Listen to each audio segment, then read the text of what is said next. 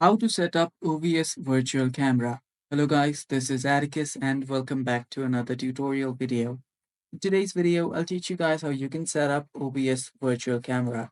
So without any further ado, let's dive right into it. First step, open up your OBS, and after you're on your OBS, you will need to first add a source. So you will need to capture your camera first.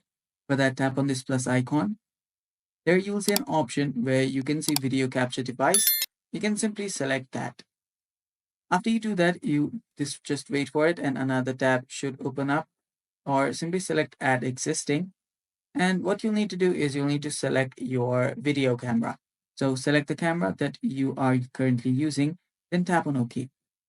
So right here, you can select the camera that you're using. So if you're using a different webcam, you can use that. I'll just tap on this integrated one, then tap on OK. Then what you can do is you can set this out like this and keep it wherever you want. So after you've done that, you can then start your virtual camera by pressing on Start Virtual Camera, and you're good to go. And that's basically all for today's video, guys. Thanks for watching. Stay tuned for more, and bye-bye. Take care.